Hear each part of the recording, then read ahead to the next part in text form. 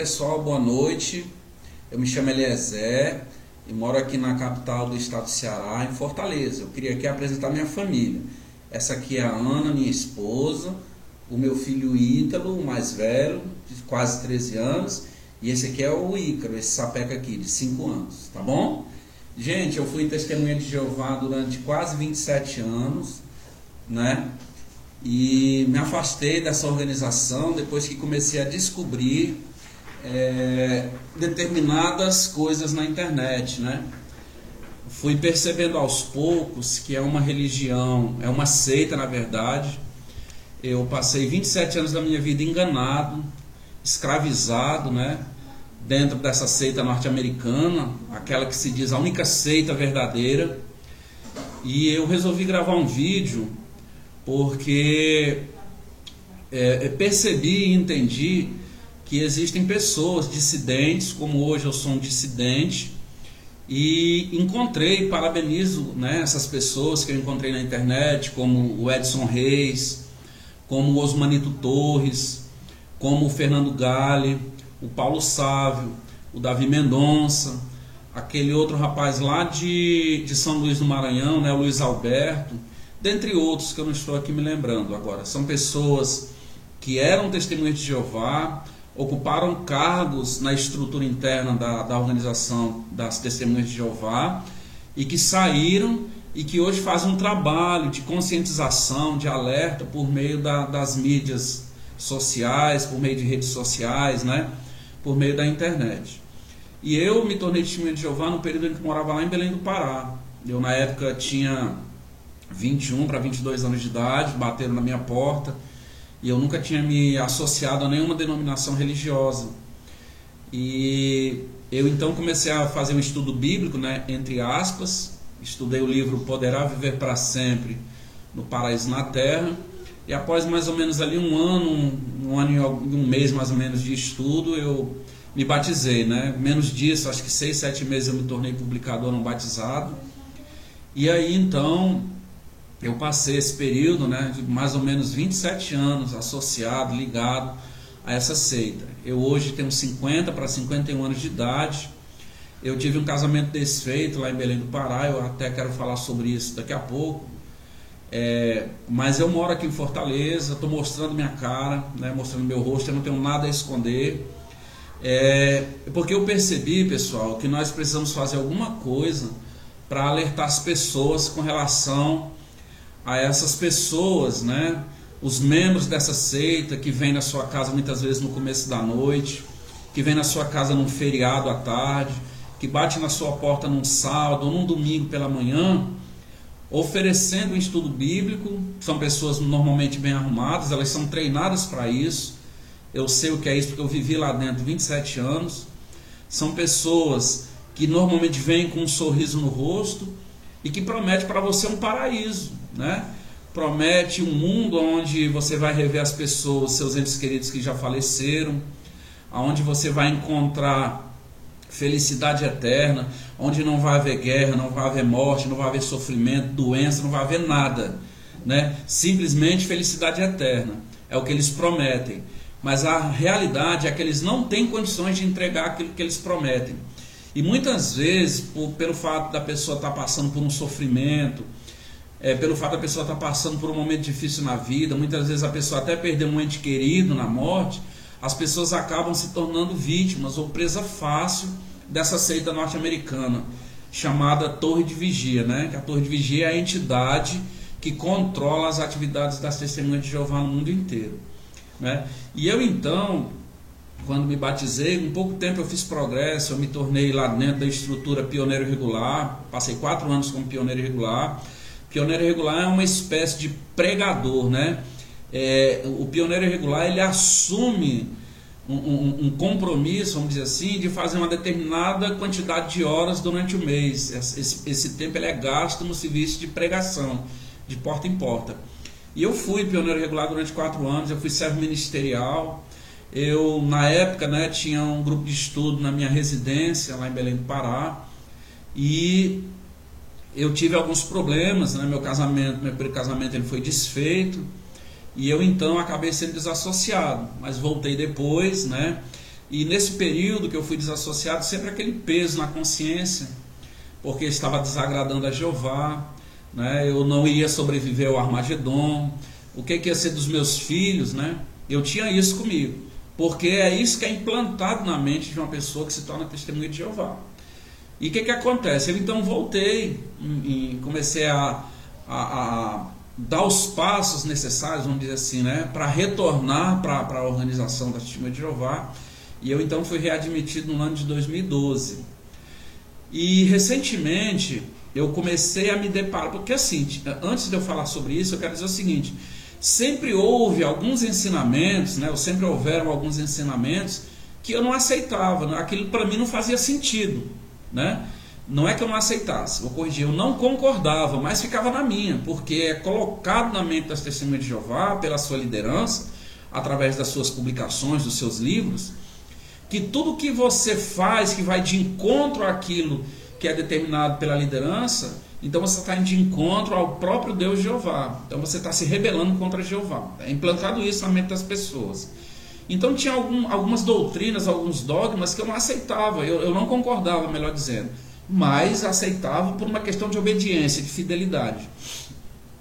Mas quando foi agora recentemente, né, eu comecei a encontrar na internet, que é outra coisa que eles proíbem, né, a pesquisa fora do site oficial das Testemunhas de Jeová, que é o jw.org. Segundo eles, é o único site que na internet que contém a verdade, o resto é apostasia, não presta. Isso na visão deles. Os membros, inclusive, são orientados também a não fazer pesquisa na internet. Mas eu, devido a uma indagação de um colega de trabalho, né, falando sobre os casos de pedofilia, eu então comecei a pesquisar algumas coisas na internet. E eu então me deparei com o depoimento daquele membro do corpo governante, né, chamado Geoffrey Jackson, lá na Real Corte Australiana, um depoimento de mais de 3 horas, e eu assisti aquilo ali tudinho. E chega um determinado momento em que ele vai defender a questão das duas testemunhas, e ele não consegue. O promotor australiano, inclusive, mostra para ele, relata no próprio livro de Deuteronômio, onde existe situação que não tem como haver duas testemunhas, né? E num outro momento, numa outra situação, o promotor pergunta para ele se as Testemunhas de Jeová, elas se consideram a única religião verdadeira. E ele disse que não, que aquilo ali seria muita pretensão ou presunção da parte dele dizer que as Testemunhas de Jeová elas são a única religião verdadeira. E eu então, quando vi esse depoimento, aquilo para mim foi um choque, porque até então, né, quem está lá dentro tem aqueles homens como homens santos, né? Aqueles homens que quando chegam num congresso em determinado país, num congresso internacional, as pessoas só faltam ali, as Testemunhas de Jeová, se ajoelhar aos pés daqueles homens. E aí eu vi aquele homem mentindo, dizendo que não, mas não é o que as publicações dizem. As publicações, elas sempre enfatizaram que sim, as Testemunhas de Jeová, elas são o único canal de comunicação de Deus para com a terra, né? E tem inclusive uma sentinela que chega a ponto de dizer que se você ler a Bíblia, mas não estiver associado com a torre de vigia, ou se você não estiver associado com as Testemunhas de Jeová, não adianta nada, você não vai alcançar a vida eterna. Então, quando eu vi esse depoimento, aquilo para mim foi um choque. E eu continuei minhas pesquisas e me deparei com o depoimento daquela senhora chamada Barbara Anderson, né? Que ela pesquisava, ela era uma pessoa que se via lá na sede mundial em Brooklyn, e ela fazia pesquisas por ocasião da publicação daquele livro Testemunhas de Jeová, Proclamadores do Reino de Deus. É um livro que, na época que aquele livro foi lançado, eu era servo ministerial lá em Belém do Pará. E ela então se deparou com casos de pedofilia, né? Documentos nos arquivos lá da Torre de Vigia, e ela então começou a divulgar isso. E qual foi a maneira que o corpo governante encontrou para silenciar a Bárbara Anderson? Ela foi desassociada, né? Mais de 45 anos, quase 46 anos, se não me falha a memória, dedicada a essa organização. E isso também aconteceu comigo, porque eu passei noites em Salão do Reino, pintando, trabalhando em Salão do Reino. Eu passei noites em vigílias em salão de assembleia, cuidando, ajudando na pintura, em reforma de salão de assembleia, não é? E depois, quando você não serve mais, você é descartado. E isso aconteceu com a Bárbara Anderson. E eu então me deparei com dois livros de um ex-membro do corpo governante chamado Raymond France. E Raymond France, ele expõe num livro que ele escreveu, que foi traduzido inclusive por uma pessoa aqui de Fortaleza chamada Cid Miranda, ele expõe a maneira como as coisas, né, são decididas por esse tal corpo governante, né, que é um papado coletivo. E um outro livro dele também que me chamou muita atenção, escrito por Raymond France, foi um livro chamado Em Busca da Liberdade Cristã. Nesse livro ele tem um capítulo onde ele diz assim: a desassociação mal aplicada. E eu li esse capítulo desse livro e eu confesso que eu fiquei chocado. E aí eu comecei a me deparar com outras coisas na internet, né? Como por exemplo a associação da Torre de Vigia com a ONU durante quase 10 anos. Essa mesma ONU que lá no livro Clímax de Apocalipse, o Clímax de Revelação, que é um livro de capa vermelha, eu inclusive fui dirigente de estudo nesse livro, na época tinha um grupo de estudo lá na minha casa em Belém do Pará, né? Nesse livro Clímax de Revelação, livro de capa vermelha, a Torre de Vigia chama a ONU, ela diz que a ONU é aquela fera cor de escarlate mencionada lá no capítulo 17 do livro de Apocalipse, né? Então a Torre de Vigia esteve associada com a ONU por quase 10 anos. Eu descobri isso. Eu descobri que a Torre de Vigia anda vendendo salões do reino, esses mesmos salões que são comprados os terrenos e construídos com doação dos irmãos, tanto doação de mão de obra como doações financeiras, doação de alimentação também para os irmãos que estão trabalhando lá, e salões que são depois, né, dedicados a Jeová. Esses salões então estão sendo vendidos para a Babilônia Grande, que eles tanto criticam. Eu também descobri que a Torre de Vigia ela tem uma aplicação em um banco norte-americano chamado JP Morgan. Ela tem em ações desse banco quase 35 bilhões de dólares. Eu descobri isso também na internet. Eu descobri que a Torre de Vigia ela tem um patrimônio no mundo inteiro, só em imóveis, de quase 200 bilhões de dólares. Eu descobri que a Torre de Vigia está associada com a Philip Morris, é a empresa que produz aquele cigarro Marlboro. Eu descobri que a Torre de Vigia passou mais de 40 anos acobertando os casos de pedofilia dentro das congregações no mundo inteiro, né? Eu descobri que um membro do corpo governante chamado Anthony Morris III estava comprando uísque num domingo, enquanto os irmãos estavam lá nos Estados Unidos pregando, né? Quase 900 dólares em 12 garrafas de uísque. E é interessante notar que lá no livro Proclamadores, dito lá na página, se não me engano aqui agora, a página 341, se minha memória não estiver me traindo, que todos os membros de Betel eles fazem voto de pobreza. Mas Anthony Morris estava lá, gastando quase 900 dólares em 12 garrafas de uísque. Não é? Então eu comecei a ver que não era aquilo que eu havia comprado. Eu, na verdade, comprei gato por lebre, né? E essas coisas então, elas foram me chamando a atenção. Eu me deparei com o site Amazon, dentro do aplicativo JW Library, né? Onde tem uma infinidade de bugigangas de souvenir para vender com a marca JW. Né? Então essas coisas, elas foram, eu fui assim abrindo a minha mente, descobri contradições nas publicações, adulteração na tradução do Novo Mundo. Eu descobri na internet que a Torre de Vigia, inclusive, agradeceu, né, os livros que foram traduzidos, né, foram publicados por um cara chamado Johannes Greber, que era um espírita, ex-sacerdote católico, né? Então essas coisas eu comecei a descobrir, essas coisas elas foram me despertando curiosidade, eu comecei a pesquisar mais. Eu encontrei, de 3 meses mais ou menos para cá, mais de 60 contradições nas publicações da Torre de Vigia. Eu não estou falando aqui de mudança de doutrina, que isso aí são mais de 350, não é?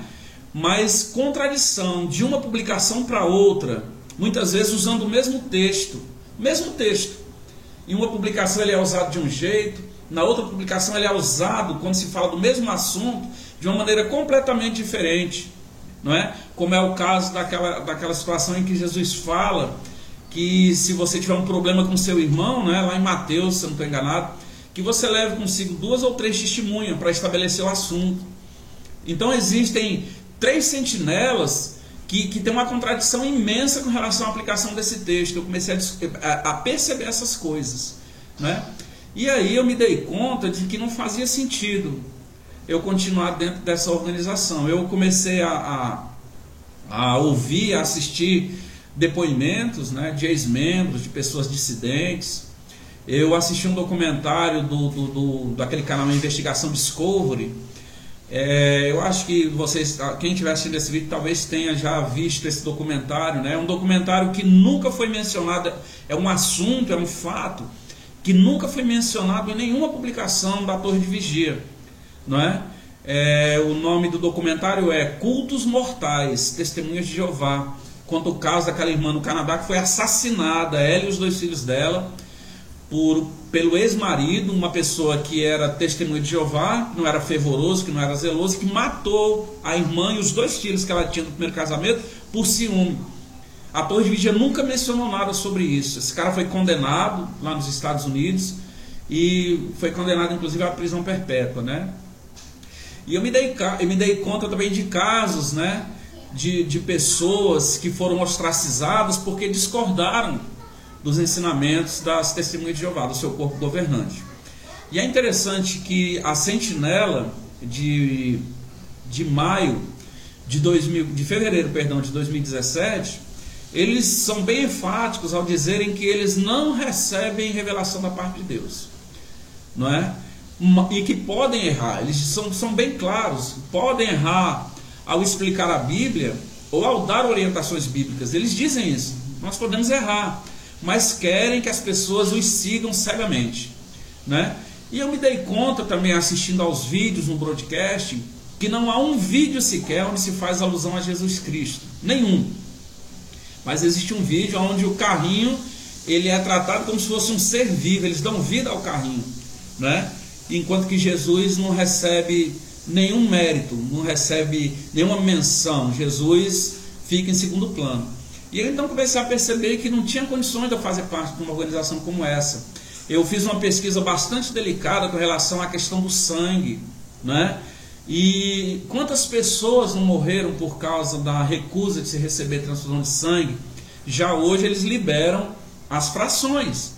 Ora, se você tem uma laranja, você descasca essa laranja e você tira um gomo dessa laranja, ela não deixa de ser laranja. Então, qual é a diferença de você receber a transfusão de sangue e você receber fração de sangue? É uma coisa incoerente, é uma coisa ilógica, né? Então, eu analisando tudo isso, né, fui fazer uma pesquisa e vi o quanto insano é fazer parte de uma organização como essa.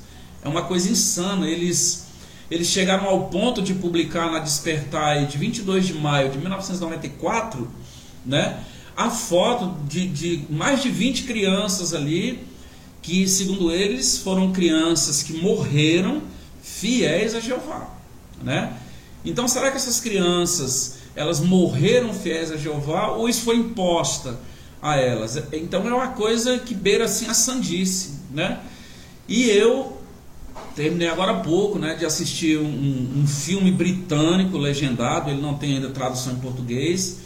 Esse filme chama-se Apostase, né, ou Apostasia em português, e ele é um filme, né, não é produzido pelas Testemunhas de Jeová, mas é um filme que retrata de maneira bem fiel, bem fidedigna, né, o funcionamento interno, né, os desmandos que acontecem dentro da organização, dentro de um salão do reino, dentro de uma congregação das Testemunhas de Jeová. Eu tenho um problema hoje de relacionamento com um filho meu, do meu primeiro casamento, lá em Belém do Pará, porque em 2014, né, esse meu filho, ele teve um problema muito sério de anemia. Inclusive esse filme que eu assisti agora mexeu muito comigo por causa disso. Esse filme Apostasia, né, ou Apostasia, porque esse meu filho, ele teve uma crise muito séria de anemia em 2014 e ele tinha na época 19 anos de idade. E ele foi internado, um quadro grave de anemia, e ele entrou em contato comigo, né, eu morava já aqui em Fortaleza, e eu fui contra ele receber transfusão de sangue. Graças a Deus meu filho está vivo, né?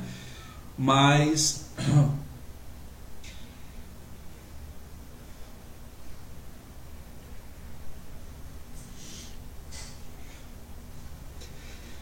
Eu tenho um problema hoje de relacionamento com meu filho por causa disso. Ele ficou magoado, né? Ele foi internado com um quadro grave de anemia e ele me ligou pedindo apoio, né? Eu, pai, e eu fui contra, porque achava que estava fazendo certo. E graças a Deus que a mãe dele, ela foi de encontro a mim, autorizou, mesmo ele sendo de maior, né? Ela autorizou a transfusão de sangue, foi feita no meu filho. E ele hoje está bem, graças a Deus, leva uma vida normal, né? Faz faculdade. Mas ele é magoado comigo, ele não quer muito contato comigo, não. A verdade é essa. E eu fiz isso porque achava que estava fazendo certo.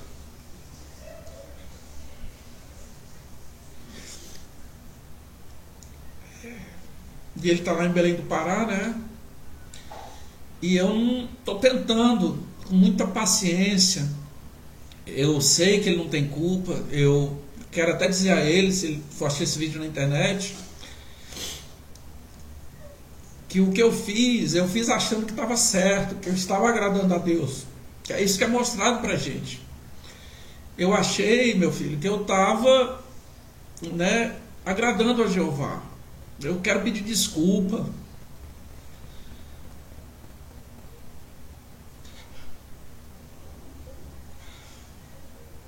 Sabe?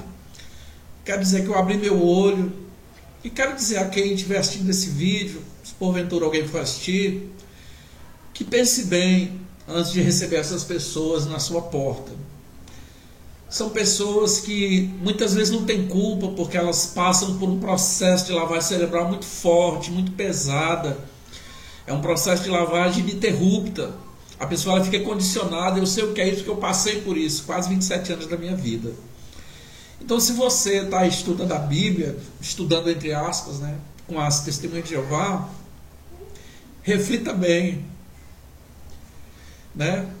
Pense na sua família, analise os evangelhos e veja quais foram os ensinamentos que Jesus Cristo deixou, sabe?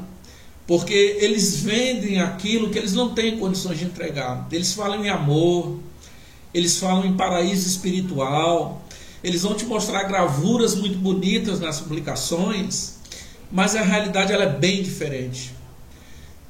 Se um dia você se tornar testemunha de Jeová e resolver sair, você vai perder todos os seus amigos. Se você tiver familiares ou parentes lá dentro, você vai perder essas pessoas. Você vai ser ostracizado. É como diz o Osmanito Torres, é a morte social do indivíduo. Então pense bem, porque eu passei por isso. Essa família que eu apresentei agora há pouco aqui, a minha esposa e meus 2 filhos, graças a Deus eu não perdi, é meu segundo casamento. Mas eu tenho um problema, estou tentando com muita calma, muita oração a Jesus Cristo, para que eu consiga me reaproximar do meu filho, sabe, lá em Belém do Pará. Ele inclusive se tornou ateu por causa disso, ele não acredita em Deus. Ele disse que Deus jamais pediria que um pai deixasse um filho morrer por não aceitar a transfusão de sangue, se existem recursos na medicina para salvar a vida de alguém. E ele não acredita mais em Deus por causa disso. Eu passei por isso. Então fica aqui o meu alerta. É certo que todos nós temos livre-arbítrio para tomar as nossas escolhas, tomar as nossas decisões. Mas reflita, se você tem contato com o Testemunha de Jeová, se você recebe frequentemente visita de Testemunhas de Jeová na sua casa, se porventura você está fazendo um estudo com as Testemunhas de Jeová, reflita, indague das Testemunhas de Jeová, essas coisas que eu mencionei aqui, e veja se vale a pena. Muito obrigado e boa noite.